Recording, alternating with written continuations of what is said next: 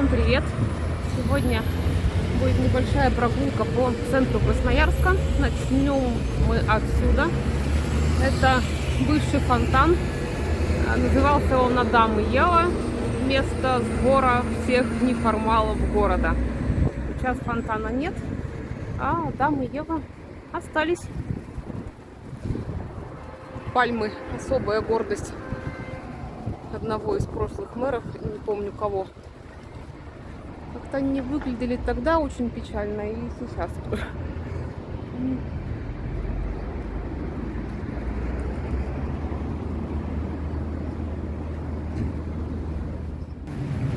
В плане художественного наследия Красноярск город очень неоднородный. Многие памятники архитектуры были уничтожены еще в советский период. И вот, например, один такой экземпляр. Сейчас в нем трудно заподозрить вообще что-то от архитектуры, но когда-то это был кинотеатр художественный.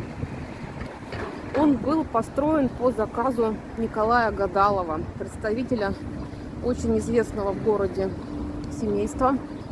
Купцы, меценаты, очень богатые люди. И вот Николай заказал проект кинотеатра в Париже. Публика и пресса того времени восхищались и внешним видом, и интерьерами. Это было очень роскошное место, но со временем, конечно, потребовался ремонт. И в проектном бюро в 60-е годы кинотеатр решили реконструировать. А реконструировать в каком плане? В то время началась борьба с архитектурными излишествами и вредным купеческо-мещанским влиянием, поэтому один из гениев от архитектуры того времени просто нарисовал проект, по которому уникальный фасад залили бетоном. И получился такой стиль под названием минимализм. Исторически уникальный фасад был уничтожен. Сейчас говорят, что капиталисты все разрушают ради денег. Вот, пожалуйста, яркий пример того, что разрушать можно и за идею. Потом опять долго стоял заброшенный. В конце 90-х его купила известная в городе компания Пикра и сделала кинотеатр. Прилепила к фасаду самолет, который как бы врезается в фасад, и логотип, такой символ в виде маски. Компания Пикру через некоторое время купила другая компания, и она прекратила свое существование, забросив свой кинотеатр. Его купила еще одна компания, какая-то фирма типа «Рога и копыта», которая быстренько сняла с фасада самолет и прочие элементы декора и исчезла. Говорили, что, собственно, ради этого они покупку и совершили. Кинотеатр опять долго стоял заброшенным. Теперь его, видимо, купила пятерочка. Ну, хорошо, в городе есть продовольственный магазин, но нет еще одного уникального памятника архитектуры. Вот еще одно место, связанное с именем Николая Гадалова. Это торговый дом, который он построил. И это первый дом, в котором было проведено электричество. Он добился, чтобы ему разрешили провести электричество, но потом у него был долгий спор с местными властями, потому что выяснилось, что нарушены все мыслимые меры противопожарной безопасности. Его заставили все переделывать. На это ушло примерно 3 года, но все-таки он потом дали разрешение. Так что это первый электрифицированный дом в Красноярске. Вообще все, что осталось красивое в Красноярске, это сделано богатыми горожанами или для себя, или по их инициативе и за их счет. На городские власти, насколько я могу судить, тогда мало кто рассчитывал. Вот, кстати, тоже дом принадлежал семье Гадаловых. Это был дом Ивана Гадалова, который перешел его сыну Петру.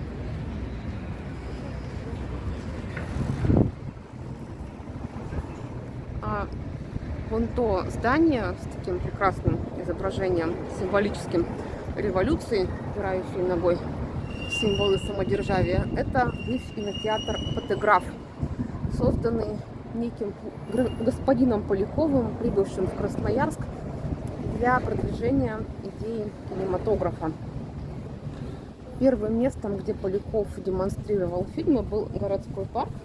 Там был небольшой павильончик, и его первые показы вызвали очень жестокую критику. Один из местных журналистов написал, что в городском саду выстроен балаган-сарай, в котором какой-то заезжий джентльмен демонстрирует все, что угодно, кроме кинематографа. Назвать его аппарат таким именем мы не решаемся. Между тем, плата за вход взимается довольно солидная, примерно 60 копеек. Поляков критику воспринял и исправился. Следующий отзыв того же журналиста был уже очень и очень положительным. Зрители были в восторге. Дело шло хорошо. Поляков заключил соглашение с представительством фирмы братьев Патэ, французская фирма, на закупку новых кинолент. Но с наступлением зимы ему потребовалось более постоянное и теплое место для кинотеатра. Тогда он познакомился с вдовой местного купца, которая устроила ему место в здании купеческого собрания. Но в том же здании располагался музей восковых фигур, хозяйка которого поняла, что конкуренции с кинотеатром она не выдержит, и поэтому тоже купила кинопроектор. В день оба кинотеатра посещали примерно 1000 человек, и буквально за одну зиму оно пришло в аварийное состояние. Оба кинотеатра попросили здание покинуть, а после ремонта отдали его более спокойной публике под торговлю. Поляков, наверное, огорчился, но потом он познакомился с Петром Гадаловым, дом которого я уже показывала. И Петр Гадалов предложил ему часть своего дома под кинотеатр. Так появился самый известный в городе кинотеатр «Фотограф». Поляков назвал его так в честь фирмы братьев Патэ. Фильмы демонстрировались регулярно в газете. Писались название фильма, и как сейчас, например, на Кинопоиске дается некая аннотация, там все это прописывалось в местной газете. Названия, конечно, были замечательные. Например, можно было увидеть такие названия: «Жертва любви», и как описательная часть, драма, сильная драма художественного исполнения. Ну, ничего не понятно, о чем будет фильм, но звучит интригующе. После революции кинотеатр был национализирован, сменил несколько названий. Был Совкино, Ротфронт, Арт и, наконец, стал Домом кино. В нем до сих пор показывают фильмы. Еще один интересный объект – аптека. Она действующая, и ее еще называют первой аптекой в городе. Хотя на самом деле она не первая, она вторая. До ее постройки в городе аптека была, но доступна она была далеко не всем. Медицинскую помощь бесплатную получить было можно, но она сопровождалась обязательно выпиской рецепта. А настоящие лекарства аптечные стоили очень дорого, и большей части населения были просто недоступны. Поэтому несколько врачей создали общество врачей Енисейской губернии в 1886 году и озаботились вопросами медицины и санитарии в городе. А с этим были большие проблемы. Дело в том, что и на медицину, на ветеринарию власти выделяли всего 6% от бюджета. Если кто-то думает, что сейчас мало выделяют, были времена и похуже. Благодаря стараниям общества врачей появилась и эта аптека, и бесплатная лечебница, и хирургический барак на 8 мест. Начал запускаться медицинский вестник, начали проводиться бесплатные лекции. В санитарии в городе тоже все было очень плохо. Это вообще, это можно рассказать отдельную историю. Город все-таки был торговый, здесь было 2 базарные площади. Какая санитария? Деньги на... первоначально, когда аптека открылась, этого здания еще не было, оно было построено позже, и первое время аптека размещалась в доме одного из местных купцов, который предложил свой дом под аптеку. А деньги на эту аптеку дали тоже не городские власти, а другой известный меценат и богатый местный купец Кузнецов. Так что все, что здесь есть хорошего и красивого, появилось благодаря вот таким людям, как Кузнецовы и Гадаловы.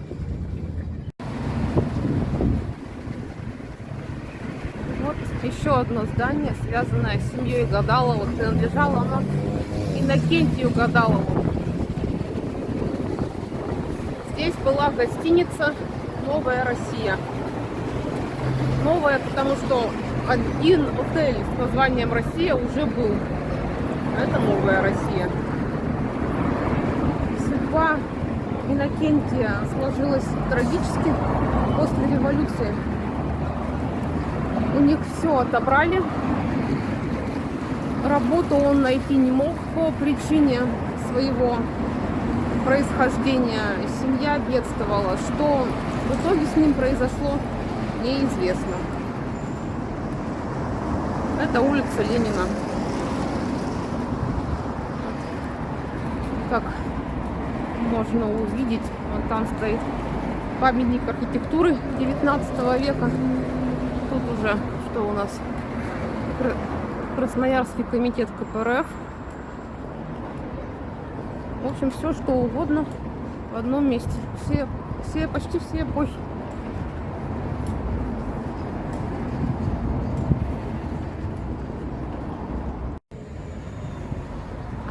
Сейчас мы находимся в сквере, который когда-то был Новобазарной площадью, напротив здания краевой администрации.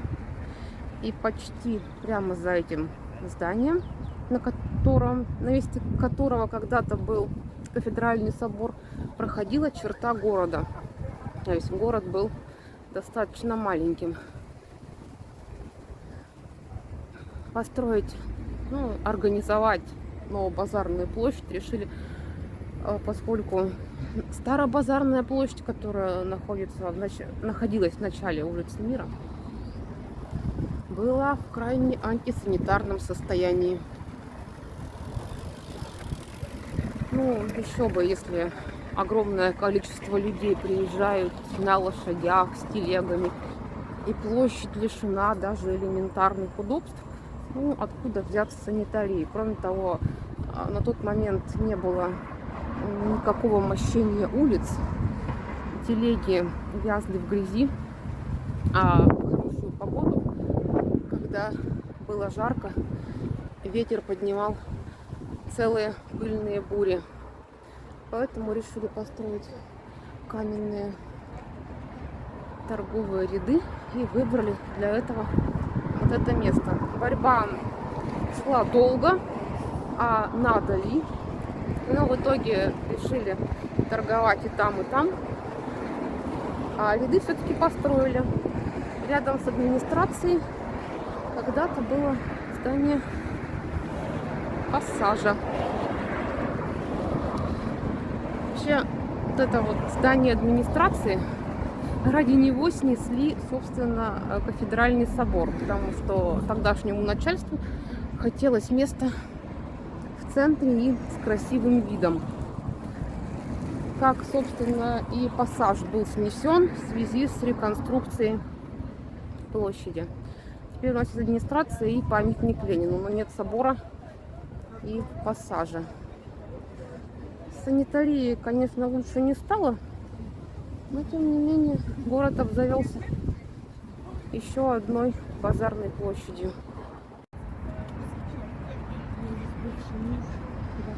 Теперь здесь вот такое красивое общественное пространство. Качели, это обязательно. Как же без них? Памятник Ленину.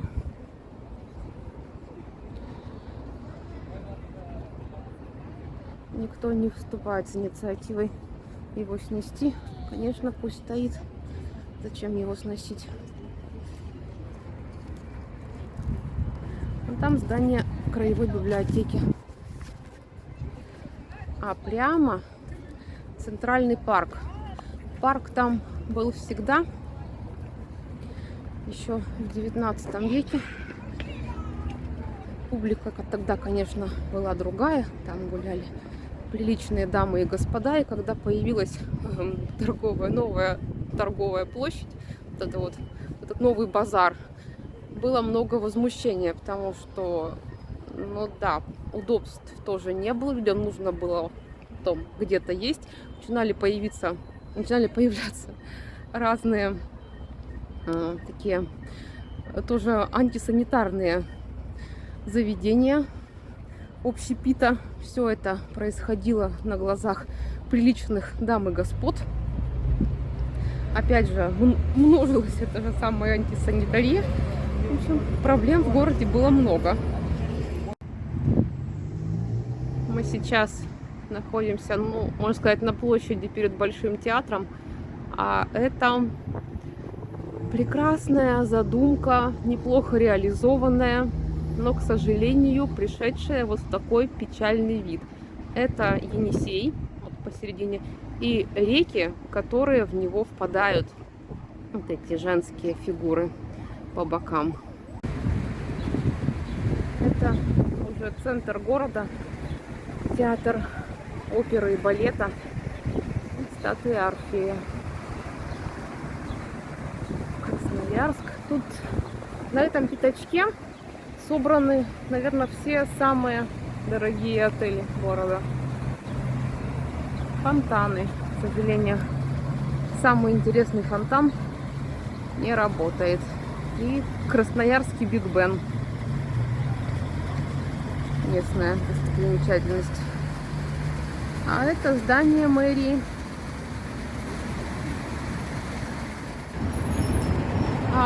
Вот хороший пример того, как можно сохранить деревянную застройку. Это дом Цукерманов. Принадлежал жене купца Цукермана, которого за какие-то провинности сослали из Одессы в Енисейскую губернию. Сам глава семьи был сослан не в Красноярск, его сослали в Емельяново. Это поселок недалеко от Красноярска, до сих пор существующий. А дом купила его жена и жила здесь с сыновьями. Самому Цукерману было запрещено покидать место ссылки, и он до конца жизни прожил там, куда его сослали. Но несмотря на это, он создал очень успешный бизнес. Семья не бедствовала. Сейчас в здании находится литературный музей. А вот это здание гостиницы «Россия». Вот там была новая Россия, Иннокентия Гадалова, а это была первая Россия. Ну, видимо, старая. Сейчас дом не очень похож на свой первоначальный вид. Здесь уже не гостиница, а какие-то магазины. А вот этот прекрасный дом тоже связан с фамилией Гадаловых. Это дом Василия Гадалова, но он строился не как жилой, а под лавки вот на первом этаже и гостиницу на втором.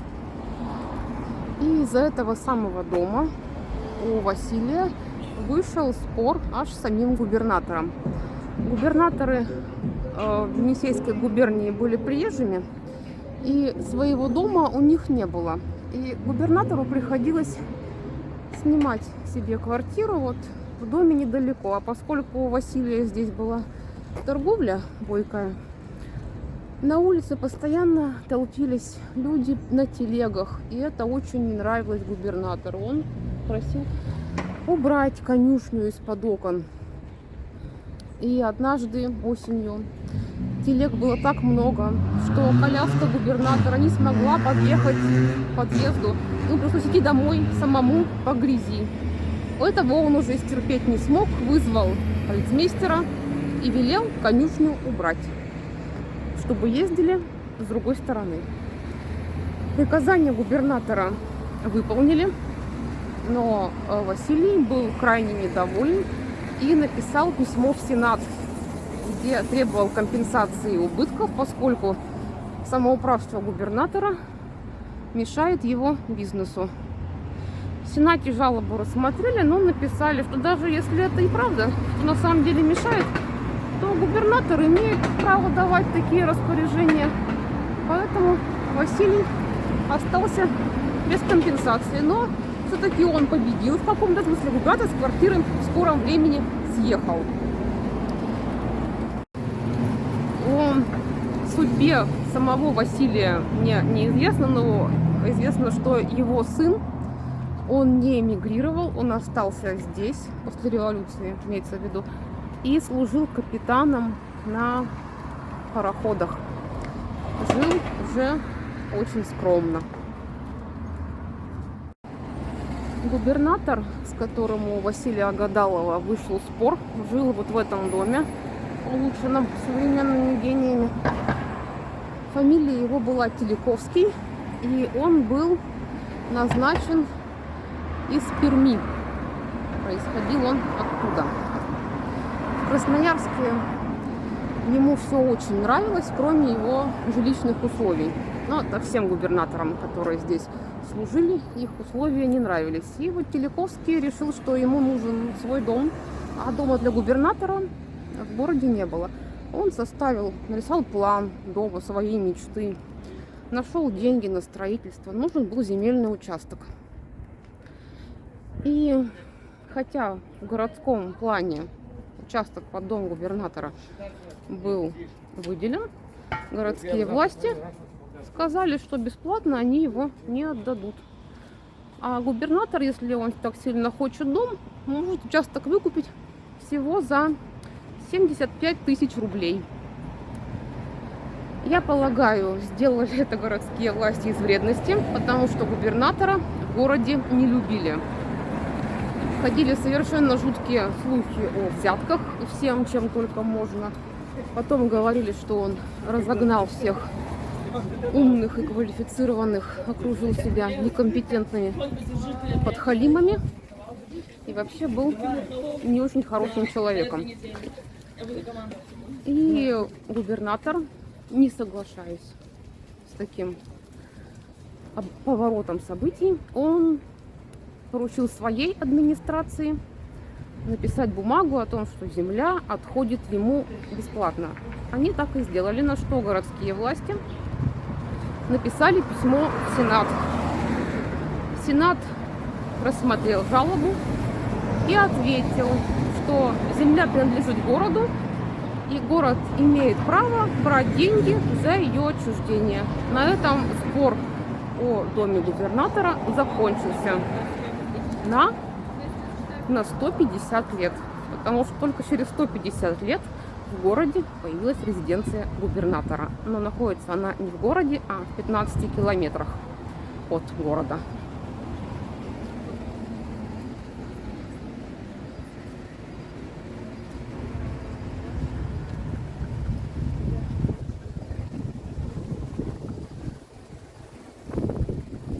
через 2 года Филипповского за особые заслуги перед Отечеством повысили и перевели в Москву. Там ему, наверное, дали хороший дом.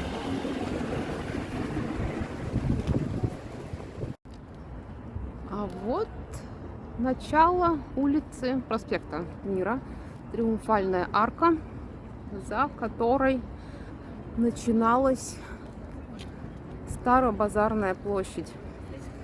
Это тот самый конкурент Новобазарной площади. Здесь тоже был собор Воскресенский, который снесли в 1960 году, сначала признав ценнейшим памятником архитектуры, а поняв, что на ремонт нужно очень много денег, передумали. Потом на его месте построили концертный зал. Говорят, что его форма напоминает рояль с открытой крышкой. Но мне так не кажется. Какая красота здесь тоже есть. Вот, облака отражаются. Ну, неплохо даже. Памятник командору Рязанову. Это кто смотрел рок-оперу «Юнона и Авось», вот это про него. Он умер в Красноярске и был похоронен на кладбище при Воскресенском соборе. Но когда собор сносили, кладбище было утрачено. Но есть мнение, что Рязанов был похоронен не здесь, а на каком-то другом кладбище. Вон там музей Ленина. С этим местом еще связана городская страшилка, что когда кладбище раскопали, местные жители стали собирать черепа, полировать их, покрывать лаком, вставлять в глазницы цветные стекла, делать из них фонари и продавать. Это стоило примерно 60 рублей. Вот такая приличная сумма. Но потом с этими бизнесменами стали происходить неприятные вещи. У них в домах начались стуки, шорохи, непонятные голоса, начала сама двигаться мебель и происходить разные другие неприятности. В общем, пришлось отнести все останки на место. А студент-медик, который просто взял себе 2 черепа видимо, для медицинских пособий, однажды ночью услышал, как они между собой разговаривают. Жаль, что история умалчивает, что стало со студентом.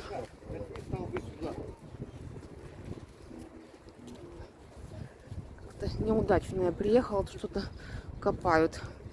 А вот такое общественное пространство перед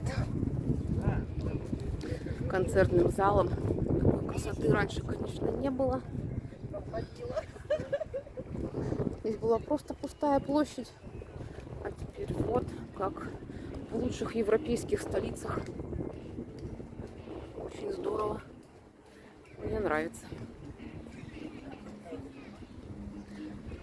Как говорится, могут, если хотят.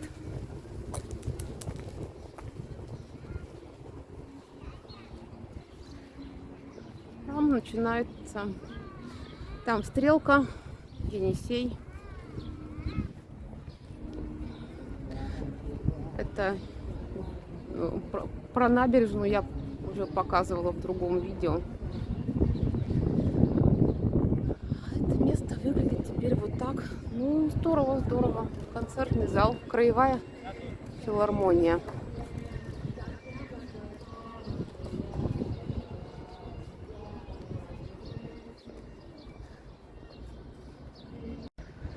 А вот это здание архива. Это был гостиный двор. Он сохранился еще со времен Старобазарной площади. И все. Больше здесь ничего о ней не напоминает.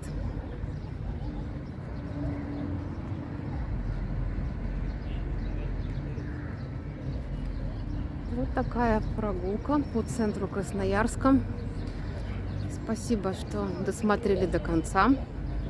На сегодня пока все. Всем спасибо. Всем пока.